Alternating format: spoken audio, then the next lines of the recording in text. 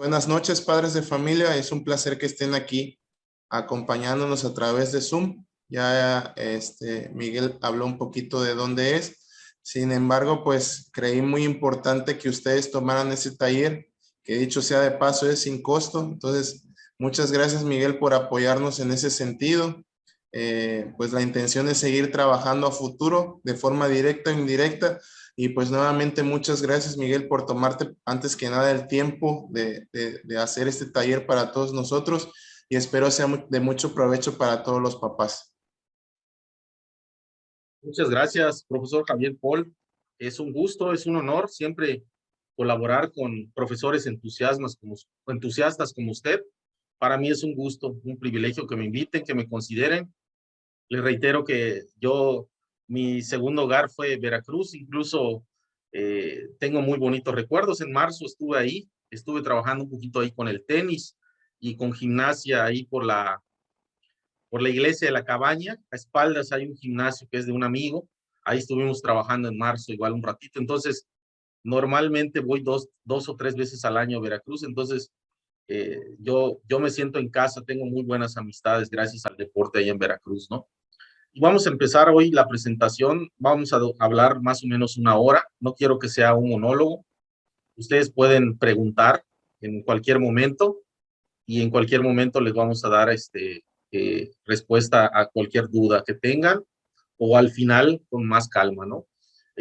Esta frase a mí me gusta ponerla mucho porque dice que a final de cuentas la fuerza que tenemos nosotros nos las da la manada, ¿no? Dice que la fuerza de la manada es el lobo y la fuerza del lobo es la manada. Eso significa que nosotros somos en función del equipo al que pertenecemos, ¿no? Y el equipo al que pertenecemos nos fortalece a nosotros, así como nosotros fortalecemos al equipo. ¿Por qué estoy diciendo eso? Porque una de las cosas que yo a veces pongo a discusión o análisis es por qué en México, en deportes de conjunto, en deportes de equipo, en deportes colectivos, normalmente no tenemos resultados, ¿no? Sí ganamos en fútbol, a veces ahorita en los Juegos Olímpicos, pero es poco común. Por ejemplo, en básquetbol, en voleibol, en softball, en béisbol, en rugby, que ahora es deporte olímpico. ¿Por qué no ganamos en esos deportes, no? Y una de las interpretaciones que se hace del por qué en esos deportes no tenemos resultados es porque tal vez nos falte saber trabajar en equipo, saber hacer equipo, ¿no? Yo hablaba con mi amigo argentino Jarocho, ¿no? Porque vive en Veracruz desde hace más de 10 años, y le decía que algo que yo admiraba de Argentina es que ahorita acaban de ganar 3 medallas olímpicas ellos, en rugby, en voleibol y en hockey, que en hockey son una potencia las leonas de hockey. O sea, sus 3 medallas olímpicas fueron en deportes de conjunto, ¿no? Y que es algo que siempre Argentina se ha caracterizado. Y claro, lo estoy platicando con él porque él es argentino y es entrenador y es muy amigo mío, ¿no? Entonces, yo añoro, ¿no? ¿Por qué a nosotros en deportes colectivos, donde tenemos que trabajar con la suma de voluntades y de esfuerzos, no hemos logrado trascender, ¿no? Entonces, y claro, por otra parte, yo sé que en deportes de combate como el taekwondo, en boxeo, el karate, hemos tenido resultados importantes, ¿no? O sea, al mexicano se le considera un guerrero en el área de combate, en el ring. Se sabe de la fiereza del boxeador mexicano, del taekwondoín mexicano. O sea, obviamente también tenemos esa característica, es respetado porque saben, en vale todo, ¿no? Ahorita en UFC, porque sabemos que tenemos esa gallardía y esa valentía, el mexicano no se raja, ¿no? Como diríamos coloquialmente, pero la verdad es que nos hace mucha falta trabajar en equipo. O sea, a veces se nos olvida que el proyecto más importante es, el equipo se llama México, ¿no? Entonces, eso pasa, por ejemplo, vamos a hablar de Veracruz, ¿no? El taekwondo de Veracruz, ¿no? Yo soy de tal escudo, o de tal organización, o de tal, de tal, sí, de tal organización, de tal escudo, ¿no? Entonces, no me llevo con fulano, o el de enfrente, ¿no? Entonces, yo me acuerdo, en el 2009, yo estaba en la Olimpiada Nacional en el 2009 y fuimos tercer lugar nacional con Veracruz en Taekwondo, y había un muy bonito ambiente de trabajo. Yo no sé cómo está ahora, yo ignoro, pero hacíamos muy buen equipo. Ahí no importaban los escudos, las organizaciones, el escudo era Veracruz, en nuestro doble, en nuestra chamarra decía Veracruz. Y era muy bonito porque había el profe de Córdoba, el profe de Cuatza, el profe de Tuxpan, el profe de Jalapa, todos estábamos muy bien conectados, ¿no? Eh, para mí, a veces entramos en rivalidades. El deporte es el deporte y aún más en el deporte de combate. Siempre van a haber adversidades, adversarios, rivalidades, es normal. Pero a final de cuentas, vamos a poner que mi hijo sea una categoría fin fly, ¿no? A mí me interesa que en un estatal hayan 5 o 6 muy buenos con los que mi hijo tenga que pelear. ¿De qué me sirve que vaya al estatal y gane por bye? Es que nadie se inscribió, ¿no? A veces nos pasa en los pesos heavies, ¿no? O sea, si mi hijo es heavy o mi hija es heavy, normalmente hay pocos rivales, es normal, digo, en esta zona nosotros normalmente no tenemos muchos heavies o muchos. Entonces, yo lo que quiero es que mi hijo tenga oposición, tenga rivales de nivel. Es de, yo quiero que mi hijo no pase de bye, yo quiero que mi hijo tenga 3 o 4 combates para ganar un estatal y poder ir al regional y luego a la Olimpiada Nacional, por ejemplo. Es decir, la oposición y la adversidad, a final de cuentas, va en favor del desarrollo de mi hijo. O sea, a veces, a veces yo he notado que minimizamos o subestimamos o ignoramos al rival o le damos o lo agarramos como personal cuando no nos damos cuenta que el rival representa una oportunidad de mejorarme a mí, ¿no? Y que en la medida en la que hayan muchos finflies, en esa medida va a subir el nivel del taekwondo veracruzano, ¿no? ¿Eso por qué lo estoy diciendo? Porque es bienvenida la oposición, es bienvenida la oposición, la adversidad, el rival, el nivel. Qué bueno que haya muy buenos taekwondoines y de otras academias. ¿Por qué? Porque a final de cuentas yo me tengo que estar midiendo con esas otras academias, ¿no? Entonces, en la medida en la que se fortalezcan ellos, me fortalecen a mí. Por eso yo siempre he dicho, y no lo digo yo, ¿verdad? Que una cadena está, la fuerza de una cadena está en el eslabón más débil. La fuerza de una cadena está en el eslabón más débil. ¿Qué significa esto? Que yo puedo tener un alumno con muy bajo nivel técnico o competitivo. Eso es para mí la fortaleza de mi club.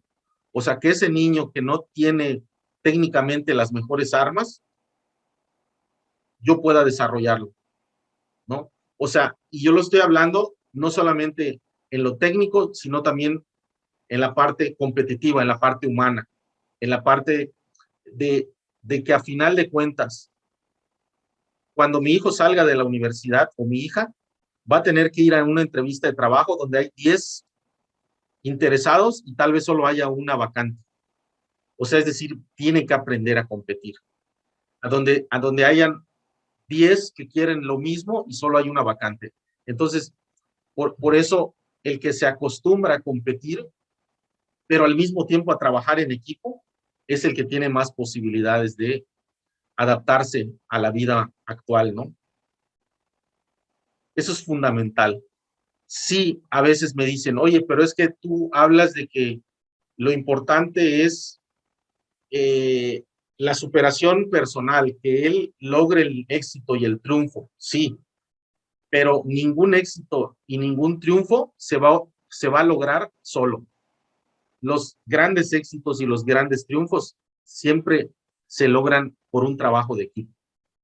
O sea, por un lado, el individualismo en cuestión de mi mejora técnica, de mi mejora psicológica, pero por otro lado, el soporte que me da. Yo puedo tener a mí me pasa, ahorita me hablaron de un estado y quieren que yo trabaje con tal competidor o competidora de muy buen nivel, de muy buen nivel. Entonces, tiene con quién esparrear. ¿Con quién está esparreando? Con quién se está, quién es su espejo? ¿Con quién está haciendo escuela de combate? Entonces, sí tiene con quién hacer de nivel, tiene 2 o 3 personas que, entonces puede haber desarrollo. Es decir, me interesa, o sea, yo trabajo con ella o con él, pero ella necesita que dentro de su entorno hayan 2 o 3 muy similares o un poquito abajo de ella o quizás hasta arriba de ella, ¿no? Entonces, no es, es deseable esa competencia, es deseable esa competencia porque así es la vida, pero al mismo tiempo, nada se logra sin un trabajo de equipo, sin una colectividad que se organice para, el atleta necesita condiciones y para esas condiciones tiene una familia y esa familia es un equipo, porque a final de cuentas es el soporte tanto emocional como económico como personal, ¿no? Y esto lo digo porque muchas veces nos quedamos con el torneo de hoy, ¿no? Es que como que gane el siguiente torneo. Yo no estoy peleado con la victoria, yo quiero la victoria, pero yo quiero la victoria permanente. ¿Cuál es la victoria permanente? Esa victoria del hábito de nunca rendirse. No en el taekwondo nada más, en la vida.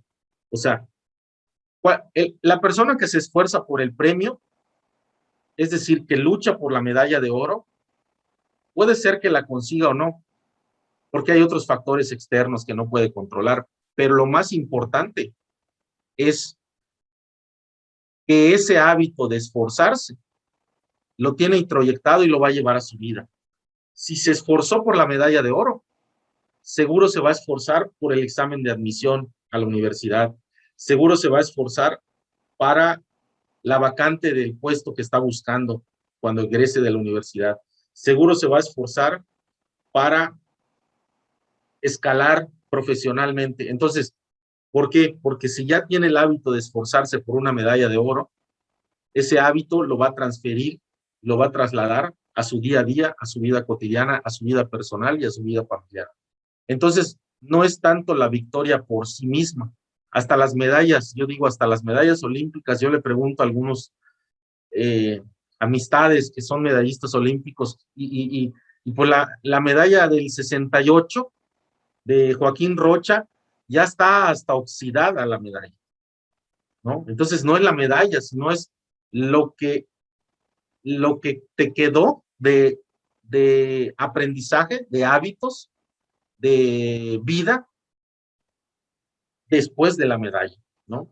Son gente, entonces, a mí no me importa que ganen el siguiente torneo. Estamos trabajando, seguro queremos la victoria, pero a mí más me importa que tengan el hábito de no rendirse, el hábito de persistir, el hábito de trabajar con un objetivo, el hábito de terminar lo que comienza.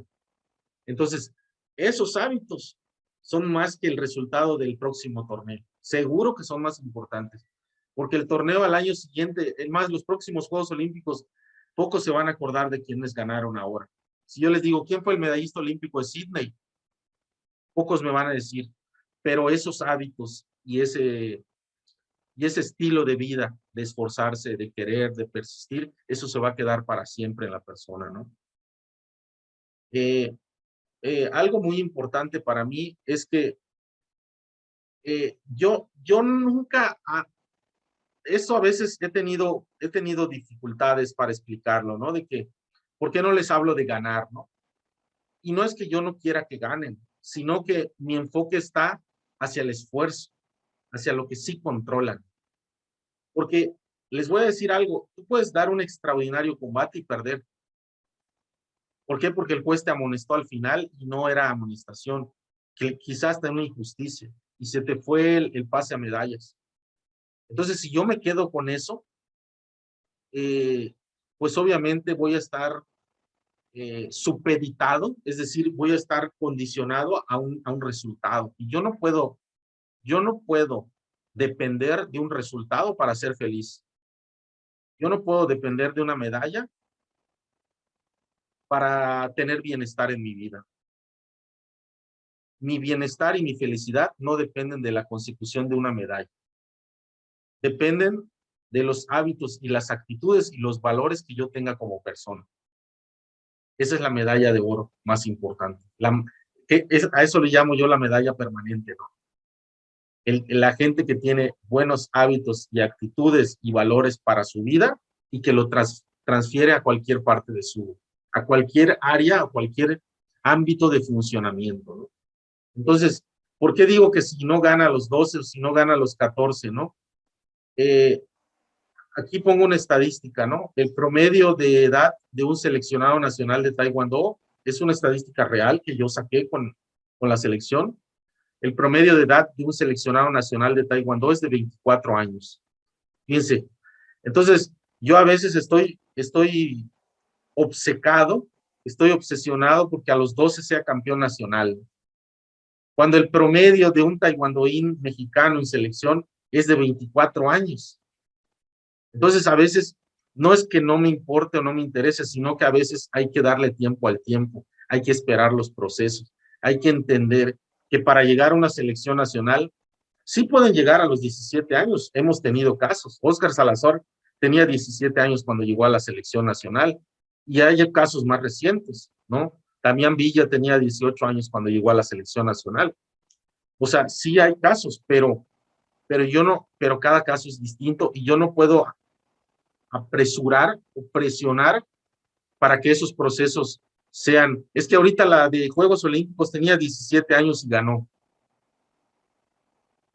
Pues sí, o sea, efectivamente es una niña de 17 años, es una niña precoz, es una niña extraordinaria, pero a final de cuentas, fíjense, ayer estaba hablando con con el profesor Jesús Benito, que es amigo del profesor de esta niña, de Adriana. Cerezo creo que se apellida, ¿no? Entonces, el profesor Benito de Málaga es amigo del entrenador de ella. Y yo le estaba preguntando al profesor Benito que cómo había clasificado a Juegos Olímpicos, si es juvenil, y me dijo, es que ella no estaba considerada la 67 o la 57, estaban viendo entre ellas, pero a la 57 le ganó mi sobrina Arlette Ortiz Benito, le ganó. Entonces, cuando le gana a mi sobrina, que ni siquiera estaba seleccionada, ni preseleccionada, entonces dicen, no, pues ya no vamos a llevar al preolímpico a la 57, ¿a quién llevamos? Y entonces a esta niña le había ido bien en un europeo, y dijeron, no, pues le apostamos, y no esperaban que ganara su pase en el preolímpico europeo, y ganó su pase preolímpico en el europeo, marzo, abril, y clasificó, pero en enero no estaba contemplada la 57. O sea, pero cómo se van acomodando las cosas de acuerdo al rendimiento que va mostrando esta niña. Pero nunca nadie le dijo, no, tú tienes que ir a Tokio y a fuerza. La niña está entrenando y está concentrada y su proceso era de juvenil, que las cosas se le acomodaron y logró el pase, adelante, y cayó la medalla, perfecto. Pero si ustedes se dan cuenta, el proceso que está manejando la selección española es de respetar los procesos. O sea, ella fue emergente porque se les cayó la 57, ¿no? Entonces, eso es algo que tienen que entender en el función de que no estén obsesionados por el resultado. A veces, yo no estoy diciendo que sean todos los casos, ¿no? Hay papás que son, vaya, no es relevante este tema competitivo. Ellos van porque el arte marcial el arte marcial tiene algo que no tiene ni casi ningún deporte, que tiene valores y disciplina muy marcada, a diferencia de cualquier otro deporte, ¿no? O sea, el arte marcial, y muchos papás te dicen, no, yo arte marcial, porque sí hay una diferencia muy marcada en la cuestión disciplinaria y en la cuestión valores. Se nota mucho el respeto a la autoridad, se nota mucho, incluso en los torneos, la manera en la que se dirigen, la manera en la que se comportan, es muy notorio. Si tú vas a un torneo de cualquier otro deporte con respeto a los otros deportes, no es tanta marcialidad o tanto respeto a la figura de autoridad que, que se tiene en el taekwondo. Entonces, bueno, regresando al punto, es que si un seleccionado nacional mexicano en promedio tiene 24 años, pues hay que ser pacientes. Y número dos, que aproximadamente solo al 10% de los niños les gusta el combate, ¿no? A veces el combate, hasta en el examen, tienen que hacer combate, ¿no? O sea, tienen que hacer su forma y tienen que hacer un rato de combate. Es parte de la formación. Pero también tenemos que partir que no todos los niños que tenemos son para X o Y. O sea, es que tú eres para forma y tú eres para combate. Eso es un cúmulo de factores que tenemos que decidir o cómo se perfila el niño. Vamos a luego hablar un poquito de esto. Pero sí es importante esta parte para que no nosotros queramos encajonar o etiquetar o encauzar, porque a mí me gusta el fútbol, entonces va a ser futbolista, ¿no? Tenemos que ser bastante, y tampoco se trata de que se haga lo que el niño quiera, ¿verdad? Porque entonces me va a decir, me quedo a jugar Fortnite todos los días, pues que se quede a jugar Fortnite todos los días, ¿no?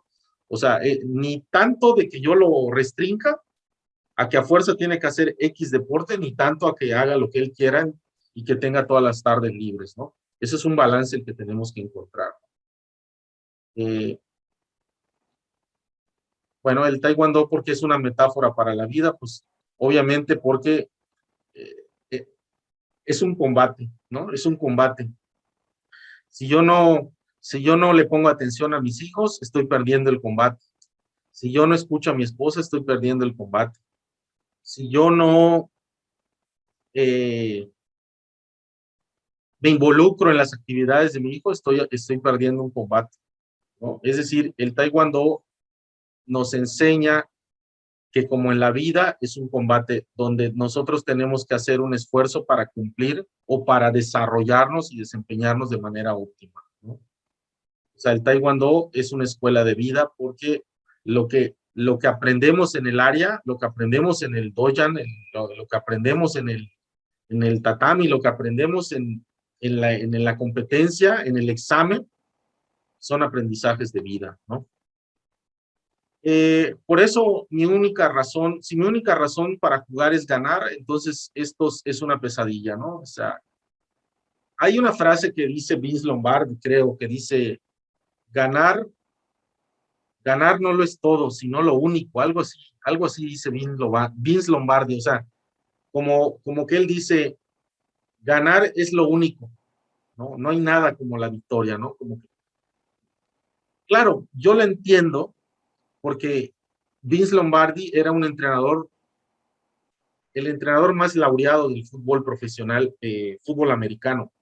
Estás hablando de adultos que ganan millones de dólares y que ya tienen muy claro que su estilo de vida es el fútbol americano. Es decir, yo creo que cuando llegan a esa madurez, sí puedes pensar de manera absoluta porque a final de cuentas es su estilo de vida. Pero si yo estoy hablando de niños que están en formación, ahí yo tengo que ser más mesurado. O sea, yo no puedo secuestrar la autoestima de mi hijo basada en un resultado, ¿no?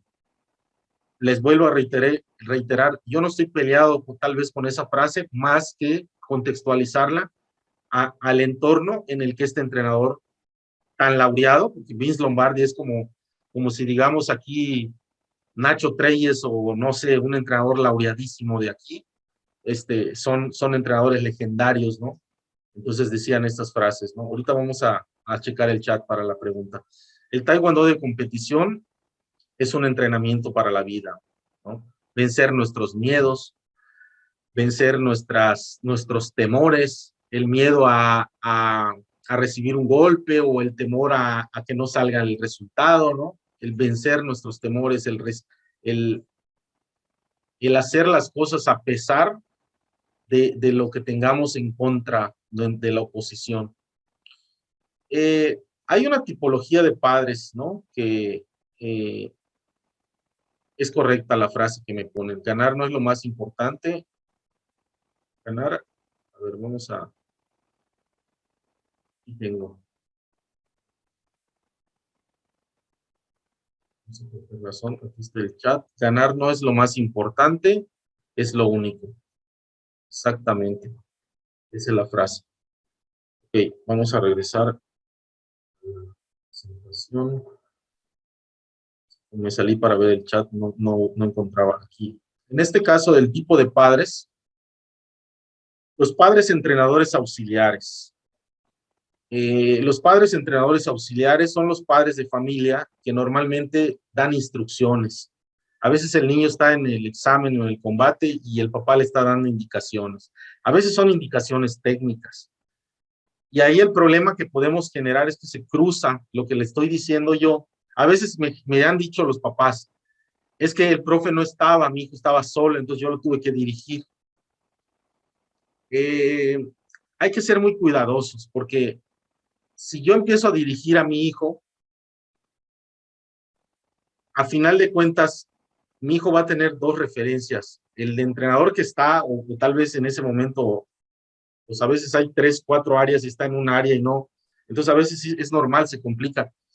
Pero es deseable que a final de cuentas, al momento del examen y de la competencia del torneo, la autoridad es el entrenador técnica. El papá está en las gradas para echar porras, para que si, pues, para que después del torneo o del examen, pues conviva conmigo y lo felicitemos y demás, pero no, el padre entrenador auxiliar que da instrucciones, que da indicaciones, número uno, restarle autoridad al entrenador, al profesor, ¿no? O sea, porque se cruzan la información. A veces el profesor da una instrucción, el niño está oyendo en las gradas lo que le dijo el papá, a veces tal vez sea diferente. Y número dos, porque en algún momento, cuando nosotros estemos dando indicaciones técnicas, el hijo, mi hija, me va a decir, papá, es que tú no sabes de taekwondo, ¿no? Y es normal, porque, y es más, a una mamá me dijo, bueno, pues yo soy cinta negra. Le digo, bueno, entonces si es cinta negra, mejor que usted la entrene, ¿no? O sea, a final de cuentas, si yo le estoy dando la oportunidad y la responsabilidad al entrenador, ahí la figura de técnica es el entrenador. Vuelvo a reiterar, mi papá está en las gradas, está apoyando y está echando porras, y después de la competencia, pues está acompañando a mi hijo. Está perfecto, pero tengo que tener cuidado porque eso, yo he visto las consecuencias de eso, ¿no? Entonces, se vuelve un problema porque si pierdo, el papá me empieza a corregir, ¿por qué no hiciste esto? ¿Por qué no hiciste lo otro? Y entonces llega o sea, no llevemos el taekwondo a un problema familiar, ¿no? Y el padre hipercrítico, pues es el que en todo encuentra un conflicto, ¿no? Que si está muy caro, que si pagué mucho, que para eso venimos, que no es posible, ¿no? El padre que está muy crítico. He tenido muchas experiencias de todo tipo, de 20 años, he visto todos los tipos de padre, me ha tocado tanto en la iniciativa privada como en la parte pública, con las elecciones estatales y nacionales de un estado, y siempre pasa de que, pero a final de cuentas, cuando el padre se hace muy crítico, a final de cuentas el hijo lo que está viendo es que hay que criticarlo, hay que criticar al maestro, hay que criticar a la organización, hay que criticar a la asociación, a la federación, al IBD, hay que criticar al otro profesor, a la otra academia. Entonces ya entonces modelamos un comportamiento que muchas veces no potencia un bienestar, ¿no? El padre vociferante, pues esos son los padres. En fútbol me pasaba, cuando yo estaba en leyes de reforma, estaban las canchas de fútbol ahí a un lado del centro de raquetas, no sé si sigan ahí las canchas de fútbol. Los domingos se jugaban unos torneos y el papá saludando al árbitro, ¿no? El papá enojado saludando al árbitro, y entonces, y eso no es pedagógico, ¿no? Pero bueno, la calentura del momento muchas veces hace que el padre pues grite, ¿no? O los padres sobreprotectores, es que no le vayan a pegar a mi hijo, es que hay mucha violencia, se va a volver violento mi hijo, no vino hoy porque hace mucho calor, entonces, ¿qué tal si le da, pues, un golpe de calor y no vamos a ir al torneo porque, pues, yo no quiero que le golpeen, ¿no? Entonces, no, vamos a evitar el, el riesgo, ¿no? Cuando la vida, cuando salimos a la vida, no vamos, algún día no vamos a estar nosotros como padres, por la ley natural, no, normalmente ellos se van a quedar algún día como padres, nosotros tal vez ya no estemos en ese momento, o cuando seamos abuelos, y los tenemos que educar para ser independientes, ¿no? El padre desinteresado es el que acepta pero no colabora, a veces puede decir que sí, pero normalmente no colabora. Y el padre evasivo, ¿no? El padre evasivo es, a veces me pasa de que le explicamos bien al papá alguna situación para que esté consciente y él no lo acepta, ¿no? A veces no lo acepta. A veces hay niños, a mí me ha pasado, ¿no? Hay niños que tienen alguna hiperactividad, déficit de atención, entonces requieren un poco más de atención esos niños. Hay niños que tienen, por ejemplo, malos hábitos y están obesos, tienen un problema de obesidad. Entonces, a veces tenemos que hablarle al papá y decirle, oiga, hay que empezar a cambiar los hábitos en casa, y el papá, pues, a veces no lo acepta o de alguna manera no nos dice que sí, pero no resuelve esa situación. Yo no, yo estoy poniendo ahorita algunos tipos de padre que pues están bien caracterizados. Nadie es perfecto, no tenemos un manual para ser padres. Yo soy padre de 2 hijas y yo definitivamente creo que no tenemos la panacea de cómo educarlos. Nadie nos enseñó, nos dieron un libro, un manual, como les decía. Pero es importante que si estamos, hay que respetar al profesional, que en este caso es el maestro, el entrenador, el profesor. Y el maestro, a final de cuentas, es la autoridad en la escuela. O sea, yo puedo estar sentado en la puerta de la escuela, ¿no? Vamos a la escuela de Paul, y hay unas sillas en la entrada, yo me siento, pero en ese momento el entrenador es el que tiene la autoridad, en el función de que yo no puedo estar interrumpiendo la clase, aunque yo esté viendo algo que no me parezca, pues ahí está la figura de la autoridad que es el entrenador. Yo tengo que ser muy respetuoso en ese sentido, ¿no? Es decir, si yo estoy acudiendo a un experto, a un especialista, a un pedagogo, a un maestro, pues yo tengo que ser recíproco a darle la confianza de que en el aula, en la academia, en el club, él es la autoridad. O en el torneo, él es la autoridad. En la competencia, él es la autoridad. Yo tengo que darle la confianza, porque al final de cuentas es la manera en la que yo tengo que educar a mi hijo a respetar a la autoridad y a saber desempeñar los diferentes roles que él tiene como alumno, como estudiante, como hijo, ¿no? Como hermano, ¿no? El 80% de los niños que abandonan el deporte, ¿por qué lo abandonan? Por estrés. O sea, hay un problema que los jóvenes mexicanos, los adolescentes mexicanos, yo una vez le preguntaba, y creo que se los compartí alguna vez a alguno, yo les decía a un deportista mío, ¿cuántas personas, tenía como 14, 15 años, cuántos niños, adolescentes hay en tu salón de clases? 30. Y de esos 30, ¿cuántos hacen deporte todos los días? Me dijo, uno más y yo, dos de 30. Es decir, 2 de 30 niños de su salón de clases, de mi alumno, deportista, entrenaban todos los días. Si yo hago una encuesta con sus hijos o en cualquier primaria, voy a encontrar algo parecido. O sea, hoy el niño que hace deporte es el anormal. O sea, el anormal, porque la norma es no hacer deporte en adolescentes y jóvenes. O hacer deporte, vamos a decir, deporte organizado, ¿no? Yo puedo salirme a jugar la cáscara, la reta de fútbol en la esquina de mi casa, al parque. Yo no estoy peleado con eso. Qué bueno que hayan las retas de la cancha de la esquina de mi casa. Pero una cosa es que yo salga a jugar la reta y otro es que yo esté dentro de un deporte organizado donde hay reglas, donde hay normas, donde hay responsabilidades, donde hay compromisos, donde hay orden, donde hay espacio, donde hay eh, ciertos cumplimientos, ya es otra cosa. Entonces, el 80% de los niños abandonan el deporte por estrés. Y pues ahorita, a veces me hicieron 2 entrevistas por los Juegos Olímpicos, por el tema de Simone Biles y por el tema de la salud mental del deportista, ¿no? De por qué ahora se está notando mucho el estrés en deportistas, por qué se está notando mucho ahora eh, la, el tema del estrés, por qué ahora sí y antes no, es que siempre ha estado. Lo que pasa es que ahora es más fácil de saberlo por las redes sociales. O sea, lo que escribe hoy Simone Biles, en 5 minutos ya se viralizó en todo el mundo, ¿no? Y ya me enteré de que Simone Biles, pues renunció a competir en el All Around porque no se sentía en confianza para, entonces, eso es estrés y eso es el deporte. Entonces, una vez le preguntaba a unos papás de un club de tenis de Veracruz. He trabajado con 3 clubes de tenis de Veracruz, incluso creo que mis mejores amigos de Veracruz, uno está en el Club Britannia, otro está en el Vistabella, otro estuvo en el Racket, ¿no? Entonces, yo le decía que a mi alumno y a mi alumna de tenis que dibujaran a su papá en un partido, ¿no?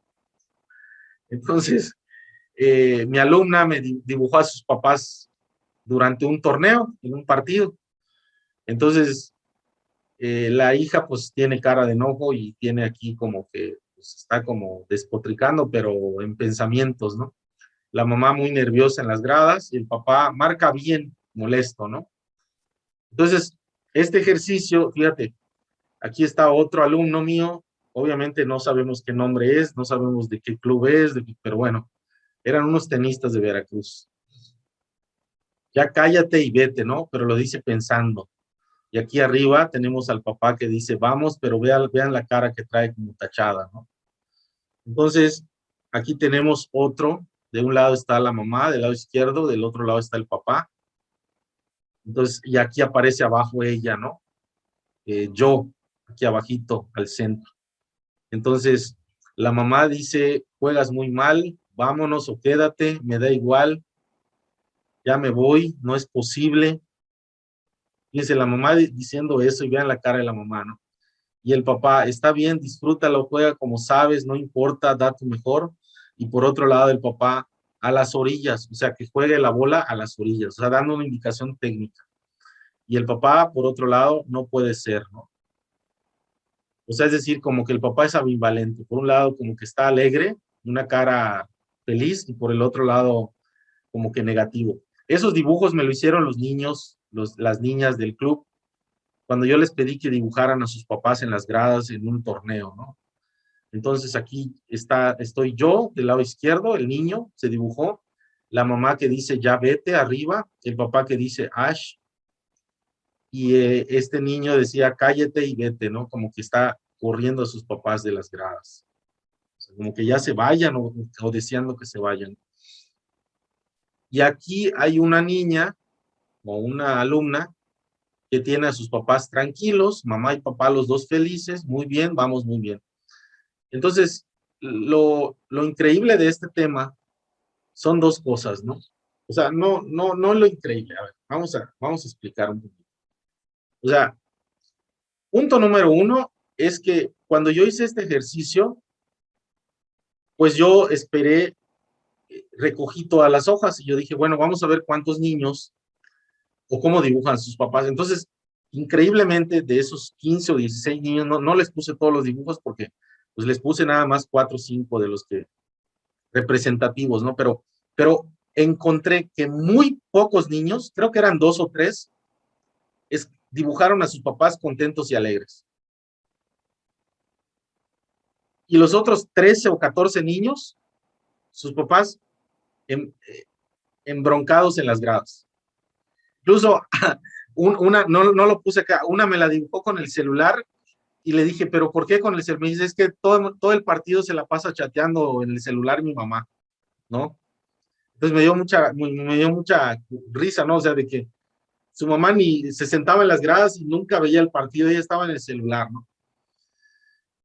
Y obviamente, cuando yo le entrego las hojas a los papás, pues los papás se asustaron, ¿no? Porque me dicen, no, pues como mi hija, me digo, mira, yo no es para que se pelee con su hijo o con su hija, pero dése cuenta cómo está viendo su hija a usted en las gradas.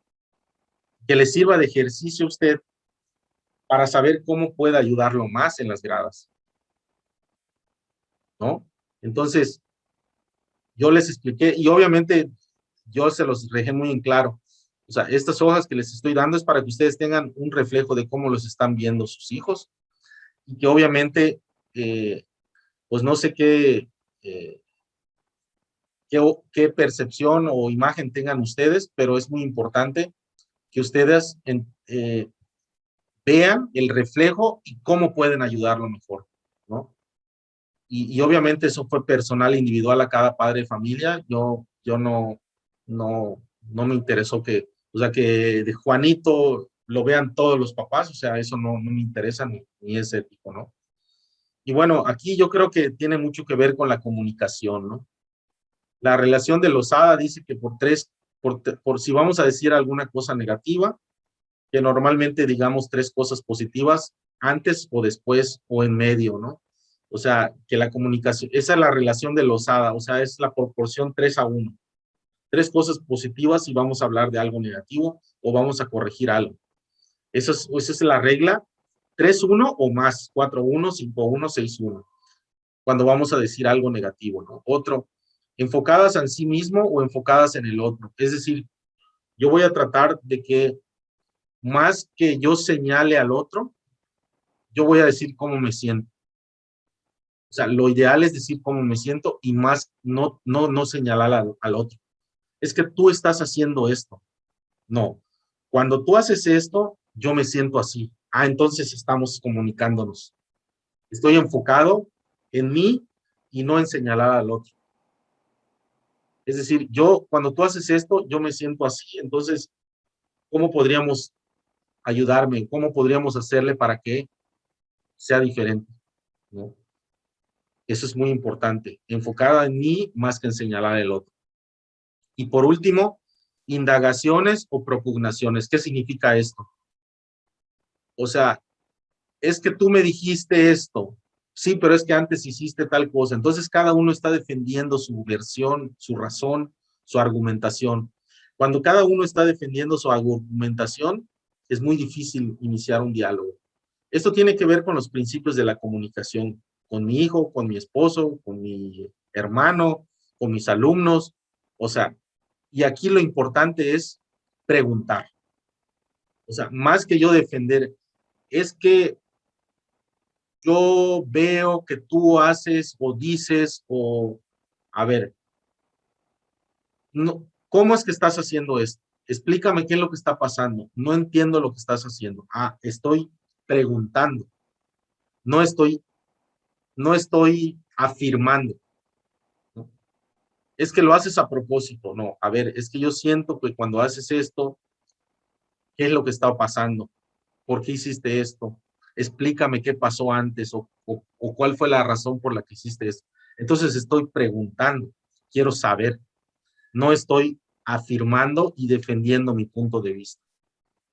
Entonces, positivo y negativo, 3-1, 4-1, 5-1. Enfocado a sí mismo o en el otro, en sí mismo, más que en el otro. Basado en indagaciones o en defender mi punto de vista, más en preguntar. Vamos a ser divertido.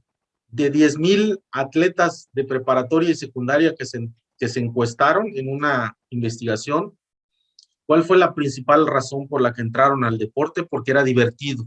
Ahí están mis amigos, ahí la paso muy bien. ¿Y cuál fue la razón número 1 por la que abandonaran deporte? Porque ya no era divertido. Fíjense, entran los niños con una carita feliz al deporte y salen con una carita triste. Pero esa carita feliz la convirtieron en carita triste, los adultos las convertimos en carita triste. Porque entonces vemos al deporte como fuente de estrés, o fuente de conflictos, o fuente de problemas, ¿no? Por eso a veces cuando me dicen, oye, es que no valora mi esfuerzo, yo estoy pagando la mensualidad, la colegiatura, fuimos al torneo y solo jugó, al primer combate lo eliminaron, la ficha estuvo muy cara, no valora mi esfuerzo, le acabo de comprar su equipo, es muy caro y no lo valora.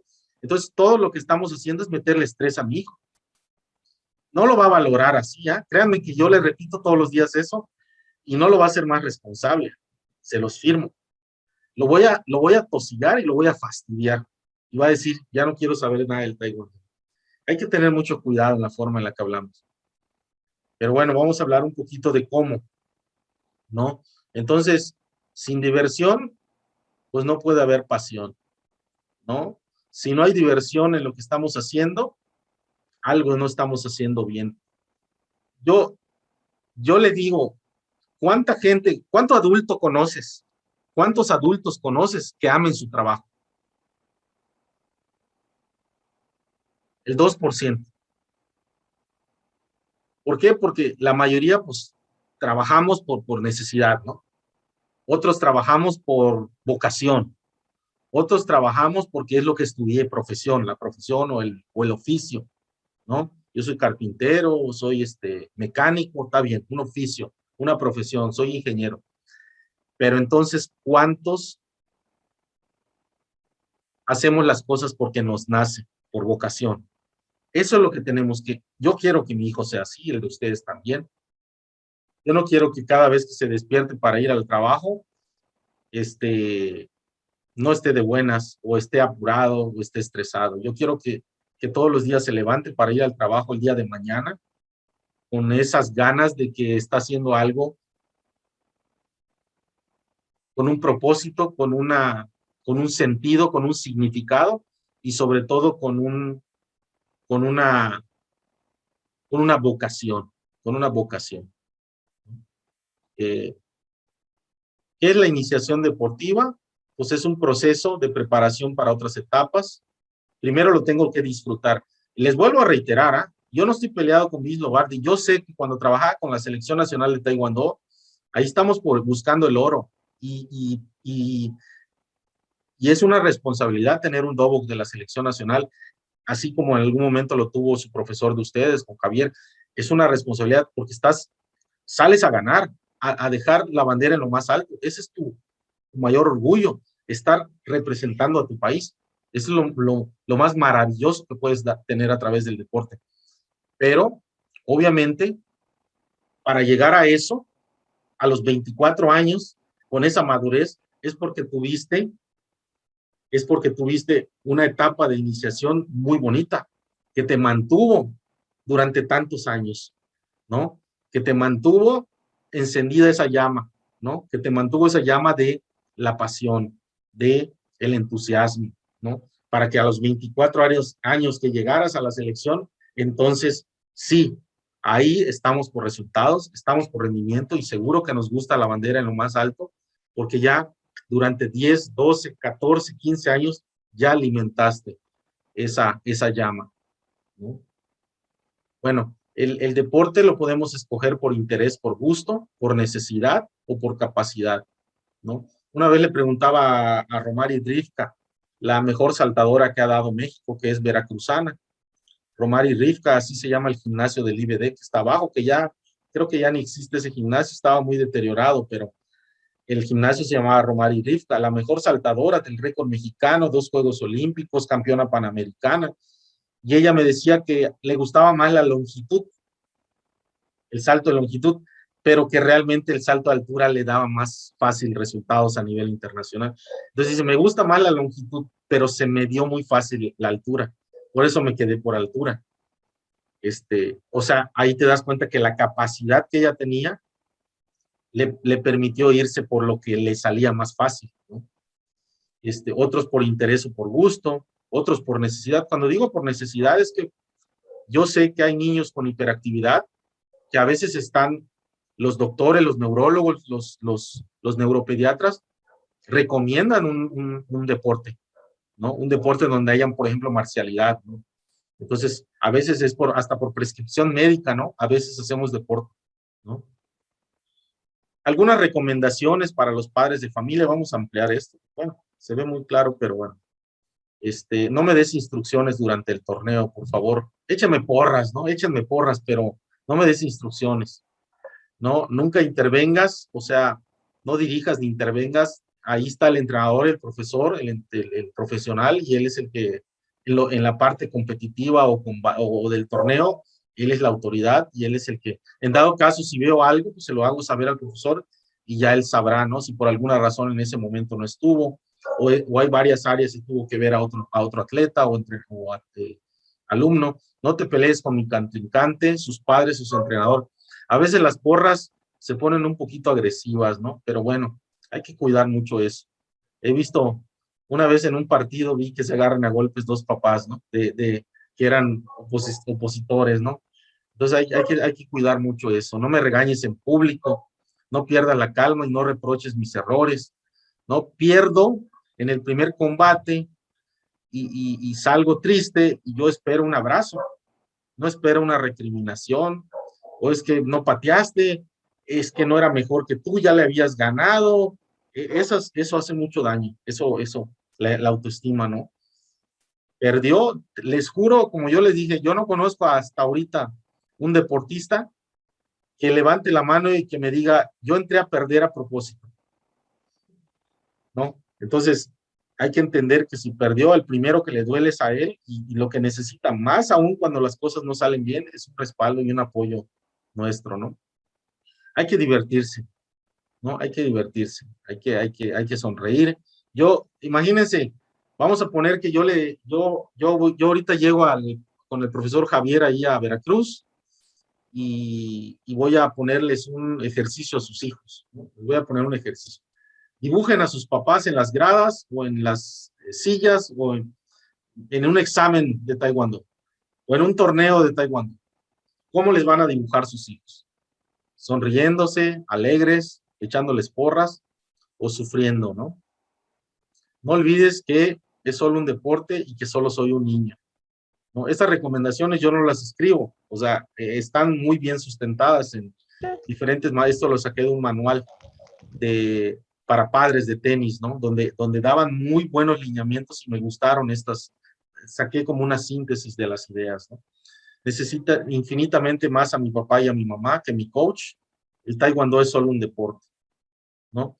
Las responsabilidades, yo digo que hay 3 maneras.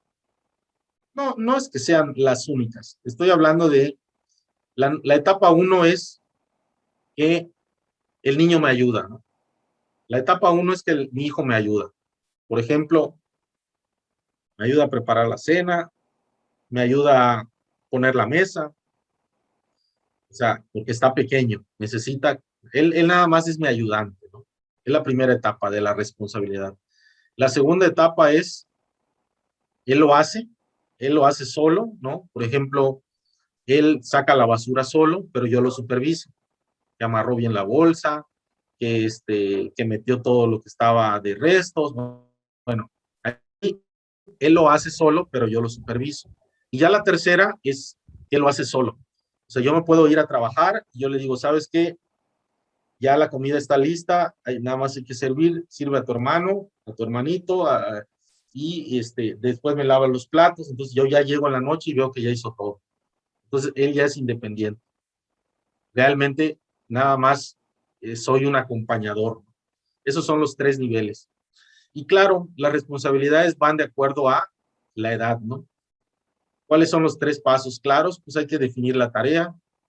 El niño tiene que aceptar y estar consciente de que esa tarea, pues es necesaria que él la realice, que esté consciente de que no es algo que lo hago por maldad o porque yo quiera darle más responsabilidades y motivarlo a que la haga, ¿no?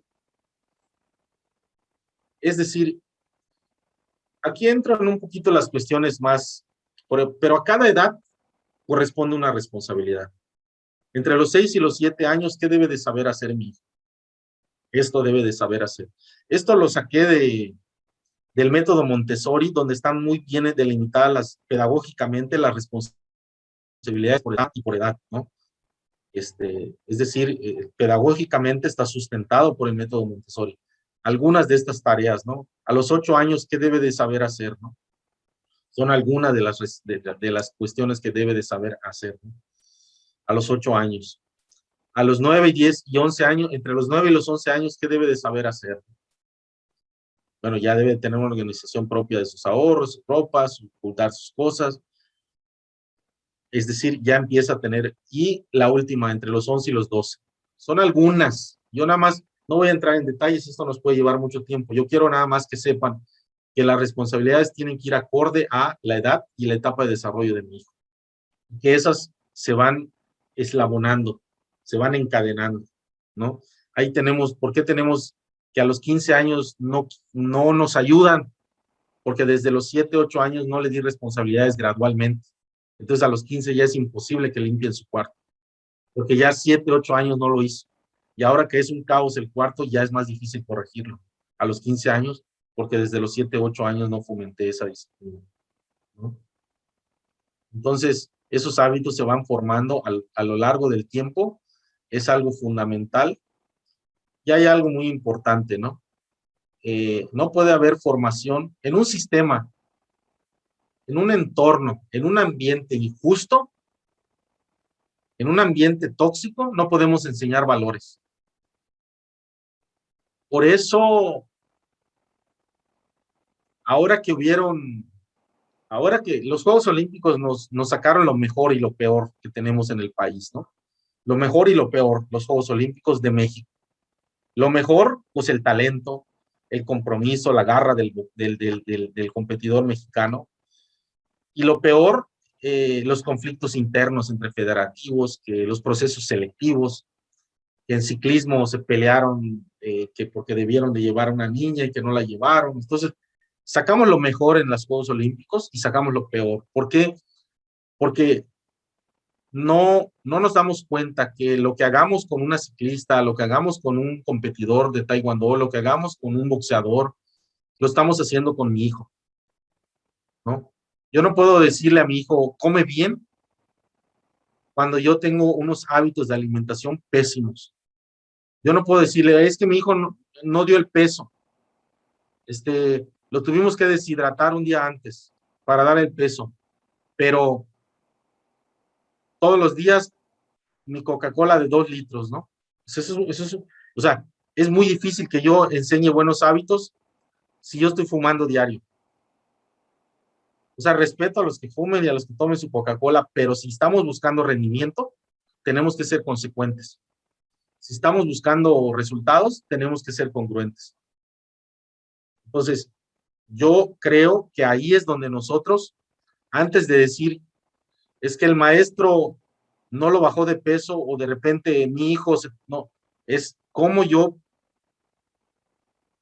genero condiciones sanas para que él coma bien, para que él se hidrate bien, para que él haga ejercicio, para que él A veces me han dicho, oye, es que ya mi hijo no quiere ir al taekwondo, no quiere ir al taekwondo, ya se cansó.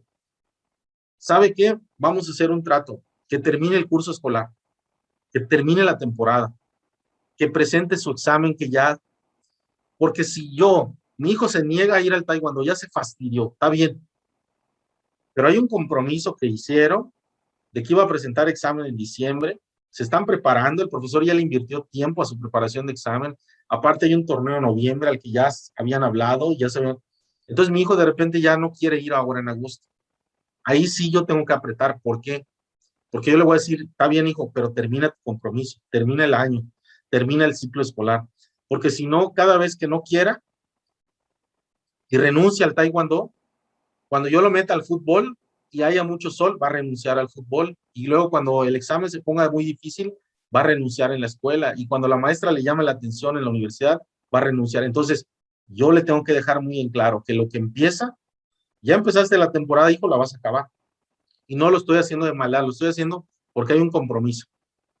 No vamos a dejar tirado el examen, no vamos a dejar tirado el torneo, no vamos a dejar tirado el compromiso que ya hicimos entre todos nosotros, ¿no? Entonces, algo muy importante, tenemos que ser consecuentes. Ya vamos a cerrar ahorita para empezar con las preguntas.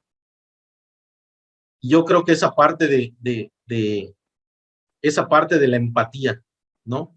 La empatía y el peso que tenemos como familia. ¿Por qué? Porque lo que diferencia a como yo le decía al argentino hoy, ¿no? A mi amigo, ¿por qué Argentina siempre gana en deportes de conjunto? En hockey sobre pasto, en voleibol. Ahorita no le fue bien en fútbol, pero en rugby, o sea, y una de las cosas que me gusta mucho es porque, y las leonas de hockey siempre han ganado, ¿eh? Y los de voleibol siempre han brillado, los de fútbol también, o sea, no es que ahorita brillaron, no, porque ahí se premia mucho el trabajo colectivo, desde muy pequeño, ¿no? En las escuelas, ¿no? Se fomenta mucho. Eso es empatía. O sea, A mí sí me duele que a la niña de ciclismo la hayan dejado fuera, porque pueden dejar fuera a mi hija mañana. A mí sí me duele que traten mal al que barre la escuela de mi hijo, porque algún día pueden hacerle lo mismo a mi hija. A mí sí me duele que le falten al respeto al profesor, aunque tal vez yo no esté muy de acuerdo con él. Me duele porque yo sé que me lo pueden hacer a mí. Entonces, eso es empatía. Eso es entender de que si a mi vecino le cometen una injusticia, a mí me la pueden hacer y yo tengo que ser empático con él. Es la mejor manera de poder enseñar a trabajar en equipo. Es la diferencia, ¿no? Por eso tenemos que ser muy cuidadosos y cuando hacemos un proceso selectivo, tenemos que hacer una selección en Veracruz, en la selección, sean muy transparentes los procesos, para que mi hijo aprenda a ver transparencia, aprenda a ver a que el que más se esfuerza es es el que está más cerca del resultado, ¿no? Ese es un sistema justo, equitativo. Y por eso yo digo que la vara con la que medimos a veces a los entrenadores, profesores y maestros es muy alta, y la vara con la que nosotros nos medimos muchas veces es muy baja. O sea, nosotros cuestionamos que, por ejemplo, no le pongan atención a mi hijo en la escuela. Es que el maestro no le pone atención. Ok, vamos a platicar con el maestro, pero el maestro tiene 15 alumnos, tiene 20 alumnos. Vamos a dar una clase con él a ver cómo lo manejamos nosotros. O sea, ahí es donde entra la empatía. De decir, oye, los maestros están haciendo maravillas ahorita con el tema de la virtualidad, ¿no? Yo no estoy diciendo, vamos a hacer equipo, vamos a fortalecerlo. O sea, yo no quiero debilitarlo porque voy a debilitar a mi hijo, yo tengo que fortalecer al maestro porque voy a fortalecer a mi hijo. Yo lo que quiero es darle fuerza a mi maestro. Porque si yo le doy fuerza a mi maestro, le voy a dar fuerza a mi hijo. Si le doy fuerza a mi esposo, le voy a dar fuerza a mi hijo. Eso es lo que tengo que buscar, ¿no? Y aquí tenemos un ejemplo de la dualidad, ¿no? O sea, por un lado, Juan, pues Juan, en casa de Juan, ¿no? No sabemos quién es Juan, pero bueno. Pues aquí parece ser que al hijo le hacen las cosas, ¿no? Lo visten, lo peinan, le preparan su mochila. Oye, hijito, ¿estás llevando el dobo? Ya metiste el peto, tu agua, entonces yo le hago todo al hijo, ¿no? Entonces es un hijo obediente, pero porque yo le resuelvo todo. Y el otro hijo es Pablo, ¿no? El otro alumno es Pablo. Pablo se viste, se peina, prepara, él solo lo hace. Pablo hace su tarea supervisado, pero lo hace, ¿no? Pablo al llegar a clase sabe cuál es su rutina, ¿no? No tiene que esperar a que yo se la diga o que yo lo supervise. Entonces hay una diferencia. Juan se hace obediente, pero obediente por que le resuelven todo. Obediente porque le hacen todo. Obediente porque está acostumbrado a que le resuelvan. Y Pablo es obediente, pero porque lo hacen independiente. Es una obediencia muy diferente. Pablo porque es autónomo y el otro porque es dependiente, ¿no? Muy bien. Y ya para concluir, esta estadística me encanta ponerla siempre. Me encanta poner siempre esta estadística. Creo que aquí sin querer marqué. Emery entrevistó a 63 campeones de 22 deportes. Siempre me pongo esa estadística, me encanta. Porque aunque es una investigación de los 80s, tiene mucha vigencia, ¿no? Entonces, ¿qué dice de esos grandes? Él entrevistó a 63 campeones, de lo mejor que tenía Estados Unidos. Y él quería saber qué tenían en común esos 63 campeones, esos grandes campeones. Y él llegó a esta conclusión interesantísima. El 98% describían su vida familiar estable, que se sintieron seguros y felices. El 98%. El 95 tenían como padres que no los presionaban a participar en deportes. Y el 92% describía a sus padres como seguidores, como grandes seguidores. Entonces es increíble porque ese es el perfil de padres que permite poner al hijo campeón, o sea, garantiza al hijo campeón. Quizá esté un poco trillado el término del hijo campeón, pero pues si se entrevistaron a los 63 mejores deportistas de Estados Unidos y se llegó a esta estadística tan contundente, es que este tipo de familias, este tipo de padres, propician el desarrollo competitivo, propician el alto rendimiento, propician calidad en adultos, ¿no? Y pues hay que fomentar esos estilos de vida empezando por nosotros, empezando por nuestros hábitos, nuestra salud. Ya para concluir, eh, vamos a presentar aquí 3 conclusiones. La psicología, la pedagogía no es una ciencia exacta, no tenemos fórmulas. Yo puedo tener 20 años y creerme muy competente en mi área, pero a veces me he encontrado con problemas que me han sacado canas. Como padre, como psicólogo del deporte, porque no tenemos la varita y nunca vamos a dejar de aprender, ni como padres, ni como maestros, ni como entrenadores, ¿no? No hay excusas para no prepararnos hoy. O sea, a mí nadie me puede decir, es que, a mí no me lo enseñaron, porque hoy en Internet encontramos todo encontramos. Quiero ser mejor maestro, lo encontramos. Quiero ser mejor padre, lo encontramos. En cuanto a información, ¿cuánto información? Formación. Ahora que lo apliquemos y que lo llevamos a cabo, bueno, eso ya es tarea nuestra, pero encontramos todo en Internet. Todo lo que nos pueda nutrir para ser mejores en cualquier ámbito de funcionamiento de nuestra vida. Hoy el placer instantáneo, ¿no? Pareciera, hoy hay 2 cosas que me llaman mucho la atención. Ahorita se habla un poco de la generación de cristal y hay un debate en ese tema, pero yo digo algo muy importante. El dolor, el dolor, o sea, si hoy me duele algo, inmediatamente me tomo una pastilla para que se me quite el dolor, una aspirina aunque sea, ¿no? Estoy embarado, ¿no? O estoy con físicamente o agripado, me tomo un antigripal, es decir, somos poco resistentes al dolor y a la frustración. O sea, a la frustración, si yo le digo a un niño o de repente tengo que hacer 30 veces para que me salga bien hasta la número 31, es muy difícil que yo haga 30 antes de que me salga bien la 31. Normalmente a la número 10, a la número 15, a la número 20, yo renuncio.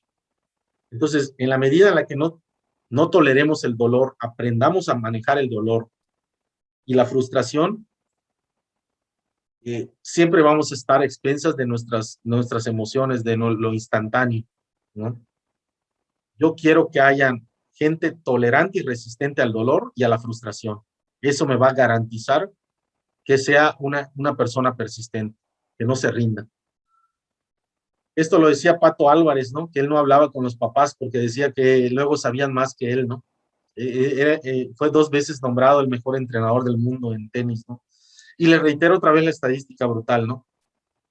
Yo puedo ver muchos errores en un entrenador, puedo ver muchas deficiencias en un profesor, pero yo soy incapaz en meterme en su área. Y se los digo yo que practiqué taekwondo, que fue muy mal competidor, por cierto, en resultados, y que he visto taekwondo más de 15 años como psicólogo. No me meto en lo técnico, no tengo la autoridad ni el interés en involucrarme en un área que es exclusiva del entrenador.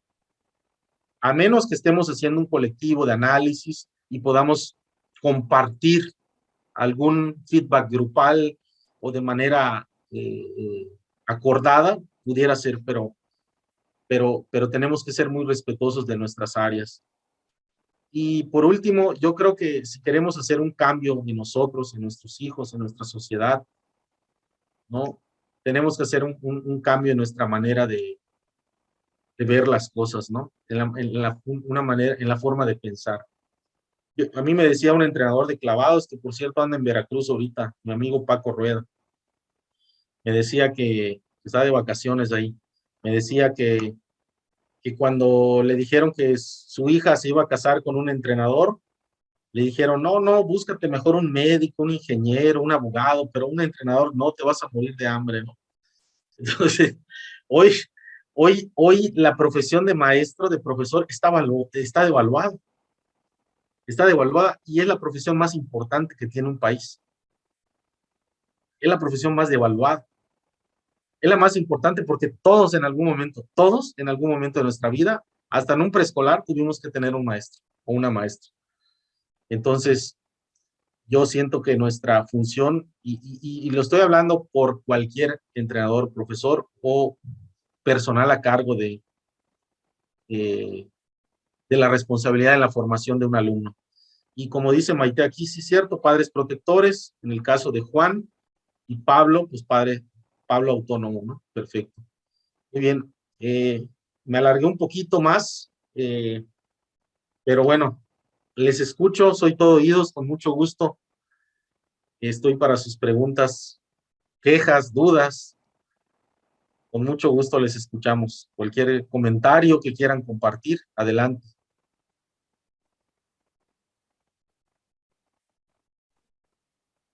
Maite, Anabel, Ivonne, Fátima, Norma, Liam, Rigoberto, Glenn, Laura, Iker. Adelante, Ivonne. Adelante, Hola, adelante. buenas tardes. Buenas tardes, Ivonne. Buenas tardes, noches. Una pregunta, ¿cómo a qué edad se define ya que el niño se enfoque a un deporte? O sea, ya que un niño tome la decisión de decir el taekwondo me gusta, el fútbol me gusta y en lo que el papá lo va a apoyar, ¿no? Más o menos Sí, como a qué edad. mire, qué buena pregunta, Ivonne. La verdad es que no tenemos una edad preestablecida, pero sí es importante tomar en consideración algunos aspectos. Por ejemplo, si mi hija quiere hacer gimnasio clavados, ¿qué tienen en común las edades de los gimnastas y los clavadistas? Así de primera, que ustedes seguramente me dirán. ¿Qué tienen, ¿Qué tienen en común esos gimnastas y esos clavadistas? ¿Qué tienen en común? Que son de edad muy pequeños. O sea, tú puedes ver un gimnasta olímpico, campeón de 14 años, como la niña china de clavados. Simone Biles, cuando empezó a arrasar medallas, tenía 17, 18 años. O sea, en esos deportes, aunque yo no quiera, tengo que especializarlo temprano. O sea, Lolita Hernández, la clavadista veracruzana, orgullo con la que yo tengo pues, muchísimos años desde iniciación. ¿A qué edad la captó Paco Rueda?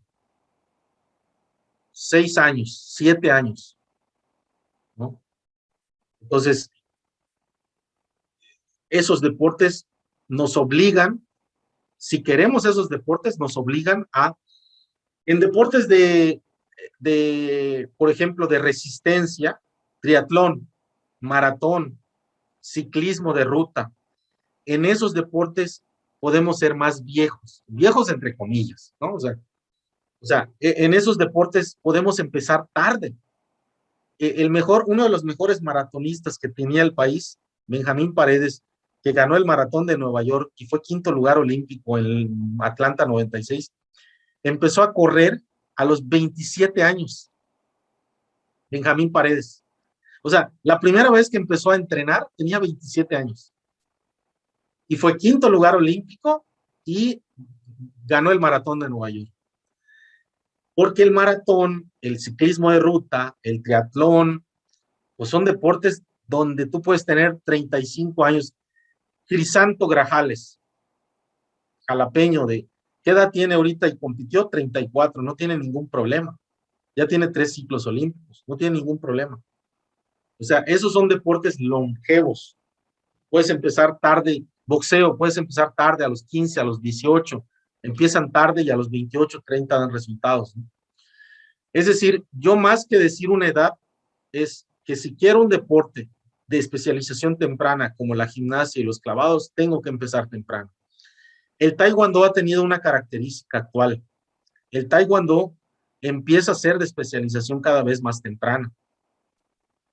O sea, la tendencia que estamos viendo hoy es que tenemos taekwondoines cada vez más pequeños, como la española. O sea, chicos de 18, 19, 20, que ya están a nivel mundial en adultos. Esa tendencia, antes tal vez Víctor Estrada, o sea, eran más grandes de edad, ¿no? 24, 26, 28. Ahorita ya vemos, sobre todo en los pesos pequeños, muy temprano, ¿no? Entonces, yo me iría, Ivonne, a responder esta pregunta más en función de qué deporte va a ser mi hijo, ¿no?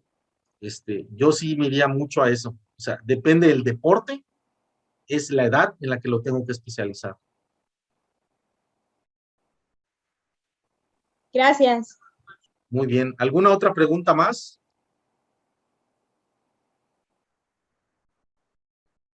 Profesor, no sé si hay algún comentario, alguna pregunta ahí. Es que yo creo que es que luego, como soy medio brusco al hablar, yo creo que han de tener miedo de preguntar. Buenas tardes.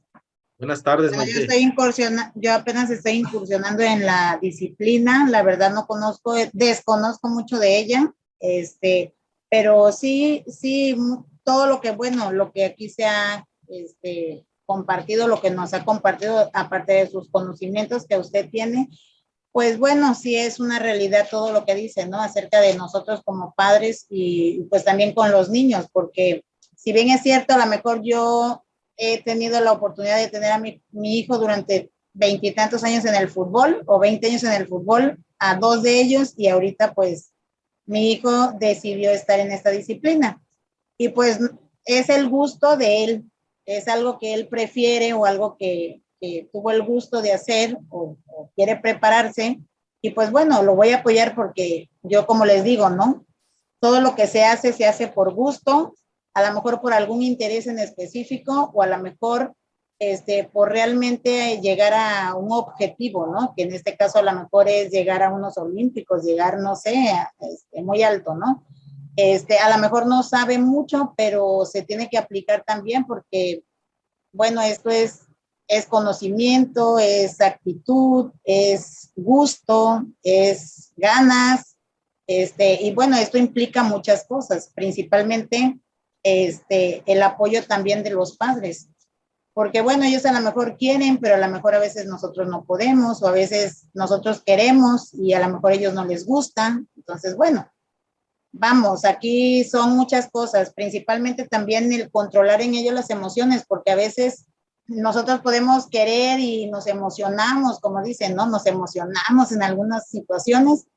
Y bueno, al final del tiempo, ellos son los que deciden y también tenemos que aplicar con ellos las emociones, tratar de que ellos regulen esas emociones para saber qué es lo que quieren, a qué se van a enfrentar. Porque bueno, yo como les digo, yo no sé nada de esta disciplina, pero pues bueno, finalmente también me tengo que preparar, a lo mejor leer algunos libritos, a lo mejor ver algunos videos, no sé, muchas cosas, ¿no? Pero mientras mi hijo sea feliz con algo que hace, pues a mí también me hace feliz. Y más apoyándolo, pues bueno, uno como padre que no quiere para sus hijos. Y en este caso, si a ellos les gusta esto, bueno, pues adelante. Y ya, si algún día estamos en algún podio de algún lugar cercano, lejano, pues bueno, bienvenido, ¿no? Y ahí estaremos, sí estaremos gritando de felicidad y de alegría y en cada una de las competencias que tengan, ¿no? Porque por muy pequeñas que sean, siempre tenemos que estar así como que apoyando esa parte, ese momento. Y pues bueno, la frustración en un combate que se pierde, ya sea de fútbol, en un combate, en este caso a lo mejor de esta disciplina, en cualquier situación, pues también es válida porque es parte de las emociones que nosotros tenemos y poco a poco las tenemos que regular. Gracias, Maite.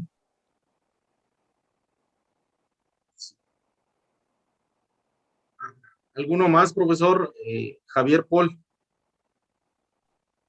¿Alguien más que quiera preguntar o opinar algo de los chiquitos? La mamá de Liam, de los más antiguos, en los que tengo más estresados, ahí ahora resulta que no les causo estrés, sino para ir cerrando este taller. Perdón, buenas noches.